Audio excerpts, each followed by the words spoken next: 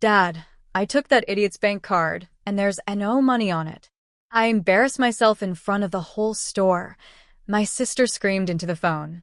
My brother rushed home immediately and burst into my apartment. What is wrong with you? Are you not afraid of anyone anymore?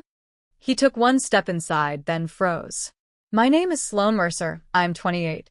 And if you think you know how this ends, stay tuned. Have you ever felt the exact moment fear leaves your body and something colder, clearer takes its place? He stopped because the living room didn't look like ours anymore. The TV displayed a paused video of my sister at the boutique checkout trying my card.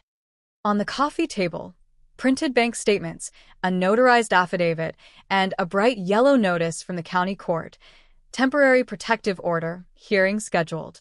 By the door, a locksmith tightened the last screw on a brand new deadbolt while our building's security supervisor logged serial numbers of the keys. Hi, I said evenly. Before you ask, that idiot's bank card you stole was a merchant-restricted decoy with a $0 limit. The real accounts moved weeks ago. He stared at the screen, then at the folder in my hand. You recorded us? Backups of threats, demands, and the part where Mom said I'd kneel for grocery money. I nodded toward the mic on the shelf. Admissible. His jaw worked, searching for a script that used to scare me. It didn't. My phone buzzed on speaker. Fraud Department, Ms. Mercer, confirming your request. Attempted use of the decoy card triggered a security flag. Associated devices are locked out. We'll forward the incident packet to your attorney. Thank you, I said. I looked back at my brother. You came to yell. I came prepared. He pointed at the court notice with a shaky finger. You're seriously taking this to a judge? I smiled, small and tired. No. A judge is already taking it. Behind him, the locksmith clicked the new lock, handed me 2 engraved keys, and the security supervisor collected my brother's access fob from his trembling hand. Effective now, she said gently, you're no longer authorized on this unit. My brother swallowed hard. Outside in the hallway, Mom's ringtone started to ring, and ring, and ring. He backed into the hallway like the building suddenly tilted. Mom was still yelling on speaker. Put her on the phone. She thinks we're scared? We made her. She'll crawl back. He didn't even answer her. He just stared at me. Really stared. Like for the first time in his life, he realized I wasn't the same doormat who paid his parking tickets and gifted him $9,000 every time he claimed his car needed new brakes. The elevator dinged. 2 uniformed officers stepped out. Ms. Mercer? The taller one asked. I nodded. Yes. He handed me a packet. Judge Ramirez authorized the emergency order. Effective immediately, no family member may enter this residence until the hearing date. If they attempt, call us. My brother's face turned ash gray. Wait, he stammered. You actually filed. I cut him off. I didn't file because of today, I said quietly. I filed because of the last 10 years. He blinked like the words physically hit him. The officers escorted him toward the elevator. He didn't fight. He didn't shout. He didn't even turn around. When the doors closed, the silence in the hallway felt brand new, like the start of a season with clean air. I stepped back inside, locked the new metal bolt, placed both keys on the marble counter, and exhaled. My apartment, my space, finally felt like it belonged to me. Not an extension of their entitlement. Not a family bank branch. Not a storage room for other people's emergencies. I made tea, kicked off my shoes, and opened my laptop to finish work. Because while they were busy trying to control me, I was busy building the kind of career that pays for freedom. The next morning, my phone woke me at 6:27 a.m. 17 missed calls. 26 messages. All from Mom. The last one read, You embarrassed us. You made your own mother look stupid at that store. Fix this. Fix this. That was their entire worldview in 2 words. Every time they broke something, my savings, my credit, my dignity, I was the designated fixer. Not anymore. I got ready for work. Navy blazer, hair pinned back, light makeup, the look that says I don't need permission to exist. At the office, my boss, Mr. Hayward, waved me into his glass-walled corner meeting room. Sloan, he said, sliding a printed memo toward me. The board approved your fraud prevention model. We want you to lead the implementation. My throat tightened. This was huge. Not just a promotion. A department of my own. Your work is about empowerment, he continued. We want our voice on every panel this quarter. The timing felt like the universe whispering, see? Their version of you was always too small. During lunch, my attorney called. The fraud flag hit your sister's attempt again. She tried to use the decoy one more time at a Rolex boutique. I laughed, actually laughed, in public. Good, I said. Document every attempt. When I returned home that evening, someone had slipped a handwritten note under my door. Dad says you're heartless.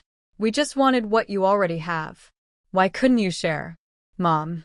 I folded the paper carefully. Not emotionally, logistically. Because in my new world, evidence is not sadness. Evidence is leverage. Evidence is freedom. And I wasn't done yet. Saturday morning, I drove to the bank in person. Not because I needed to, everything was already secured, but because I wanted physical, notarized copies of every detail. The branch manager, Miss Collins, greeted me instantly. Ms. Mercer, we've been expecting you. She brought me into her office, closed the frosted glass door, and placed a thick file on her desk. All attempted transactions from your sister's failed card usage, she said. Plus the voice transcripts from your mother's calls demanding access. She slid me a signature pen. We can attach these directly to your protective order case. As I signed, Miss Collins leaned forward. You'd be shocked, she whispered, how often the biggest financial abusers are blood relatives. I wasn't shocked. Not anymore. When I left, I had a folder that weighed about as much as the truth I'd been carrying for years. But now that truth had paper trails and legal teeth. At home, I set everything onto my glass dining table and froze. Someone was sitting on my hallway floor. Dad. He looked smaller than I remembered, slumped, exhausted, with his hands clasped in front of his face. I waited here for 2 hours, he said quietly. He didn't yell. He didn't accuse.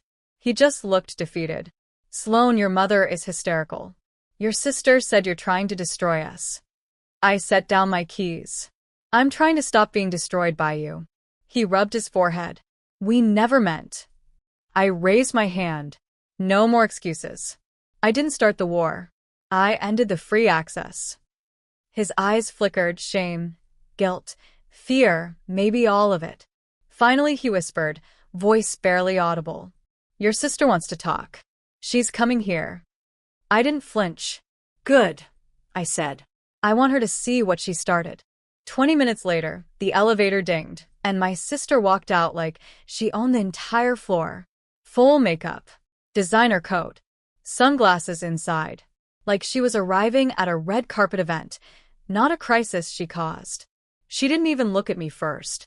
She stormed straight past Dad, dropped her luxury purse on my counter, and snapped. Fix my card. I leaned against the island calmly. Sit. She froze because she wasn't used to that tone from me. Dad sat down slowly, like he already knew something was about to break open. My sister crossed her arms, chin lifted. You owe us that money. You wouldn't have anything if it wasn't for Mom and Dad raising you. I let her finish, every delusional syllable, then slid the entire folder from the bank across the counter. She barely touched the first page before her face changed. Screenshots of her attempts. Audio transcripts of her demands. Fraud flags. Her signature forging mine on a loan form from months ago. Her lips parted. I never signed that. I turned my phone toward her. Paused on her own voice print identification clip. You did, I said quietly. Dad's face drained of color. My sister stumbled back, one step like the floor shifted under her. You set me up. No, I said. You set yourself up. I just stopped covering your tracks. Her breathing sharpened. What are you going to do with this? She whispered. I looked her right in the eyes. No anger, just clarity. I already did. Her pupils dilated. Pure recognition. She realized she wasn't dealing with a sister she used to bully. She was dealing with a woman who finally played on equal ground and came prepared. Dad sank into the dining chair like his knees gave out. My sister clutched the counter, voice trembling now, not with rage, with fear. "Are you pressing charges?" she whispered. I didn't answer immediately. I walked to the shelf, pulled a small fireproof lockbox, set it on the table, opened it, and placed one last document in front of them. IRS notification, inquiry initiated. My sister gasped. Dad's hand covered his mouth. "I didn't file that out of revenge," I said calmly. "I filed it because you used my SSN to claim dependents that aren't mine." Her face went white. Dad whispered, barely breathing, "Oh, God, you told the IRS?" "Yes," I answered. "And they'll find everything I never knew, and everything you never thought I'd find."